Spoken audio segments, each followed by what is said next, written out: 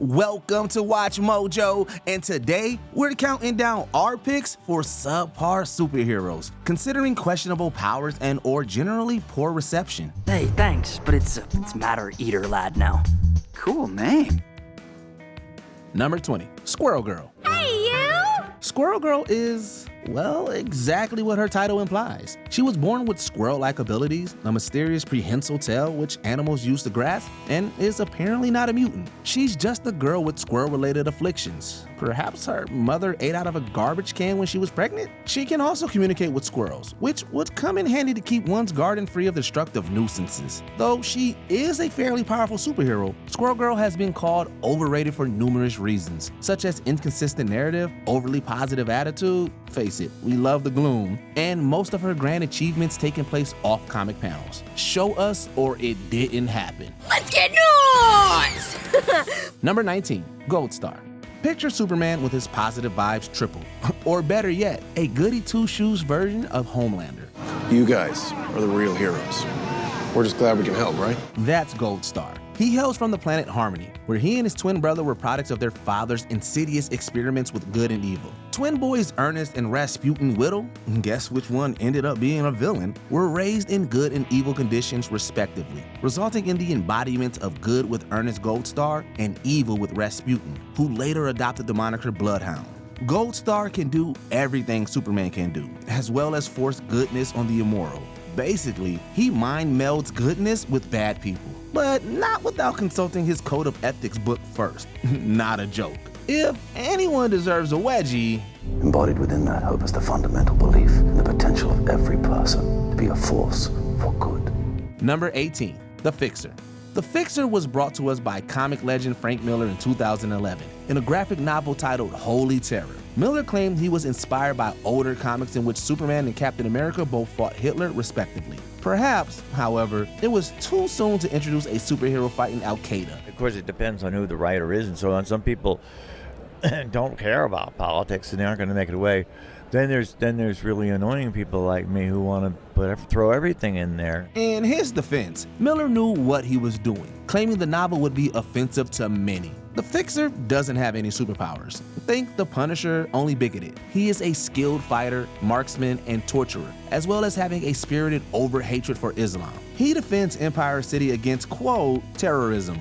There is no shock that this was ill-received. The story was originally pitched as a Batman narrative, but even Batman was offended. Fixer gave Natalie a special device capable of setting off explosive charges, so after they jump off to a nearby rooftop, they blow the guy up. Number 17, Dazzler. How about that Dazzler, huh? Didn't I tell you she's something?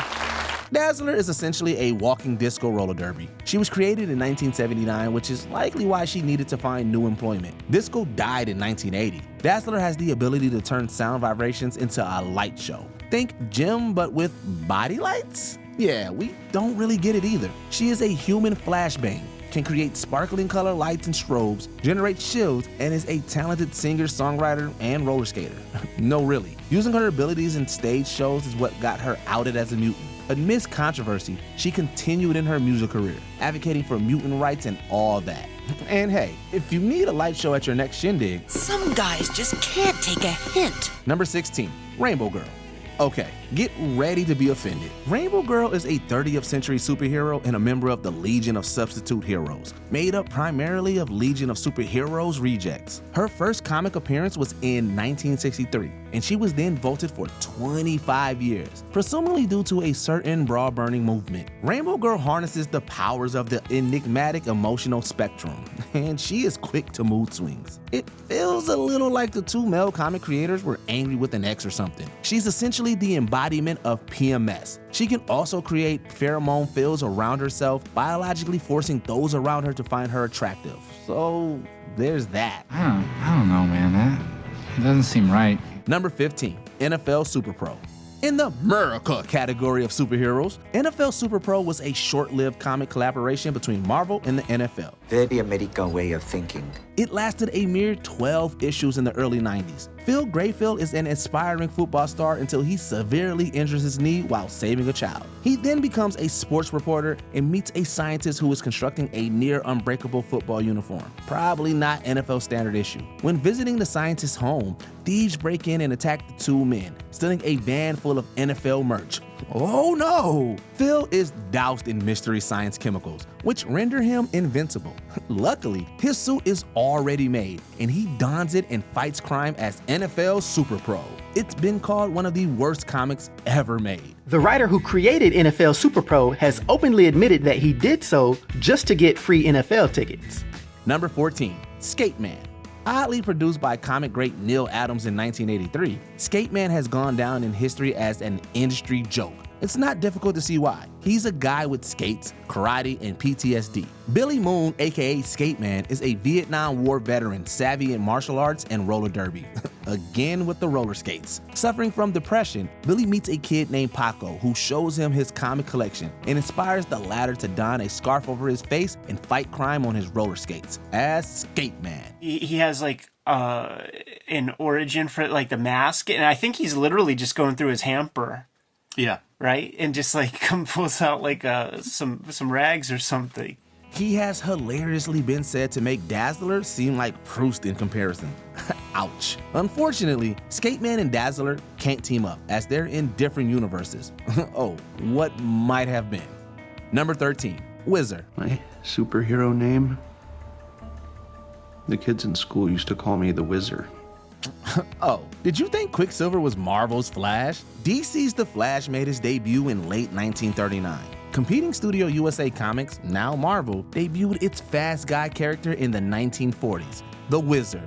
You know, because he whizzes around in a yellow suit? Stop giggling. He said Whizzer. So Robert Frank, aka Whizzer, was a sickly child whose father gave him a mongoose blood transfusion, which somehow triggered his mutation and granted him superhuman speed. The first recorded use of the word whiz to indicate urination was in a 1929 D.H. Lawrence poem. So, it is possible that creators didn't realize the eventual hilarity of their choices. He had an occasional sidekick, Slow Motion Jones. No really. Number 12, Color Kid. I can change the color of anything! Then you must be Color Kid. DC's Color Kid can change the colors of objects. That's it. He was rejected by the Legion of Superheroes as they found his superpower to be useless. He was thus admitted into the Legion of Substitute Heroes, which is sort of like a participation ribbon. His first appearance was in 1966, and for some reason he's still hanging around. Appearing recently in 2006's Legion of Superheroes animated series. He can camouflage himself as well as project different colored beams of light. The duration and effect of these color changes is a mystery, but we're assuming it's useful, somehow. The reason his head is a warped triangle is also a mystery. Ooh, I like it. Number 11, Walker the Were-Dolphin. Not to be confused with Texas Ranger, Walker the Were-Dolphin was created by Bill Willingham and premiered in Comico's Elementals in 1990. There is little information available concerning Walker, likely because he wasn't exactly a hit. His powers are basically swimming fast and breathing underwater. So, like Aquaman, but without most of his useful contributions. Shucks, guys, I don't know. I guess I could do something like this.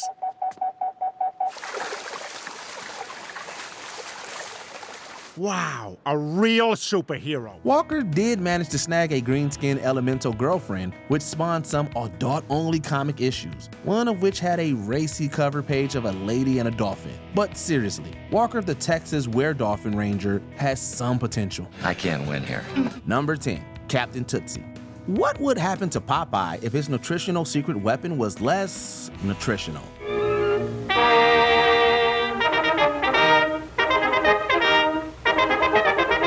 Enter Captain Tootsie, a blonde-haired muscle Superman who sports an obvious yellow tee on his shirt. Along with his comrades Rolo, Fatso, Fisty, and Sweetie, Captain Tootsie faces adversaries like ornery movie managers and enemy football teams, all to make sure his younger friends get to enjoy their favorite treat. His comics, which appeared first in 1940s Sunday morning papers, often ended with the hero getting a sudden magnification of strength by eating the chocolatey snack. They were basically nothing more than promotional advertisements for Tootsie Roll products. Bland and uninspired, this mascot's personality is significantly less engaging than counting those licks to the Tootsie Pop Center. Let's find out. 1, 2, 3. Number 9, Codpiece.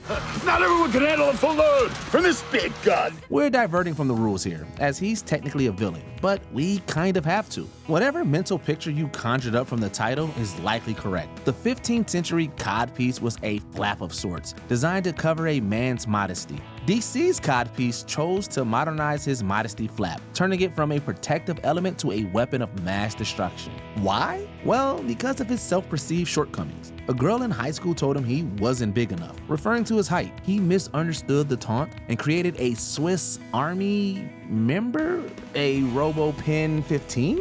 Anyway, this insecure man's weapon is a cannon missile launcher and a bunch of other tools like a drill. The puns are all unintended, we promise. Could you try not to be disgusting for 2 seconds? Number 8, Doorman. DeMar Davis is a mutant whose main ability is creating doors. Well, technically, he is the door. Doorman can stand in front of any seemingly impenetrable object or wall and act as a doorway, meaning you literally have to walk through him to get in. So yeah, he's a door that can open itself anywhere you'd like. He can also, he's a door. You're a doorman, okay? You're a doorman. Doorman. Doorman. Doorman. Doorman! The thing is, many other superheroes could easily create an opening in a wall. Hulk smashes, Iron Man can probably just blast through, heck, even Codpiece can use a drill. To make things worse, Doorman's original costume looks like it was pieced together by rifling through Moon Knight's garbage. Ends up on what would be considered a joke of a team, and no matter what he accomplishes, he is still told that his powers are stupid. Number 7, Captain Marvel. I have nothing to prove to you. No, not that Captain Marvel. Not that one either. Defunct comic creators MF Enterprises released a few comics in the mid-1960s featuring Captain Marvel. Not to be confused with Marvel, DC, or Fawcett Comics' respective Captain Marvels. His backstory reads almost exactly like Superman's. He was sent to Earth to escape his home planet's destruction, vowed to protect Earth, and took on the persona of a journalist. His powers consist of everything Superman can do, plus sonic blast, force fields, time travel, and that incredibly useful ability to sever his body parts and launch them at enemies. The latter is done by shouting split, and reattachment by shouting zam. Gross. Number 6, Gen Genie. In the worst mutations category, the short-lived X-Force member Gen Genie, or Becca Parker, can create seismic waves. Cool, right?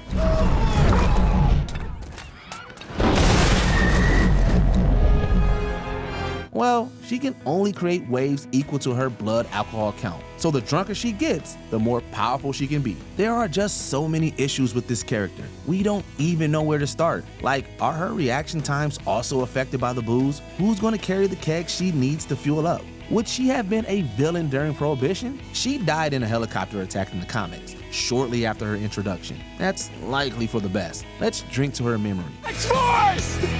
X-Force. Number 5, Comet the Super Horse. How about a sidekick horse who's also a creepy stalker? Byron, or Comet, was a centaur in ancient Greece. He was accidentally turned into a white horse and then granted superpowers by a sorceress. Well, Comet the Super Horse, real comic name by the way, met Supergirl and was captured to be housed at the Supergirl Dude Ranch. Real comic name as well. There, he found himself obsessed with Supergirl. Creepy. Some stuff happened and Comet was given the ability to turn human, but only when a comet passes Earth. As a human named Bronco Bill, can't make this stuff up. He pursued Supergirl's romantic affections without telling her he was once her horse. It's kinda true to his Greek mythology origins, to be fair. I wouldn't if I were you. Number 4, Almighty Dollar. Who? Star-Lord, man. Legendary outlaw. Guys, move!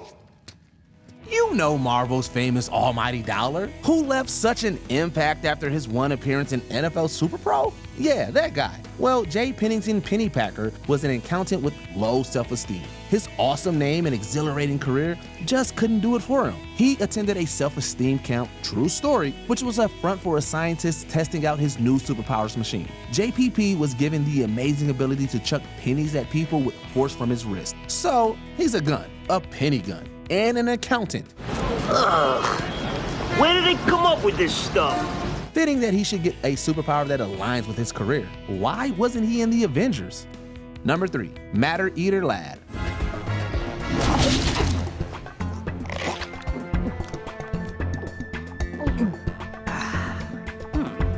Tastes like chicken. Need something eaten? Anything? Well, DC's Matter Eater Lad's got you. He's a lad who eats matter, in case his title was confusing. Tenzo Kim is from the planet Bismo, ironically reminiscent of Pepto-Bismol. His people's food source became inedible, so they evolved to eat everything else. He's a decent fighter, and he has superhuman digestion. Sounds disgusting. He definitely can't sit with us in the cafeteria. The thing is, though he seems to be a terrible idea for a character, some say that since he can eat and digest everything, he could technically defeat Superman by consuming him. This would likely take some planning. Perhaps a kryptonite fork? Comic nerds discuss. I once saw him eat an entire Wendy's restaurant. Vigilante ate a restaurant? No, Matter Eater Lad. That's his power. He can eat anything.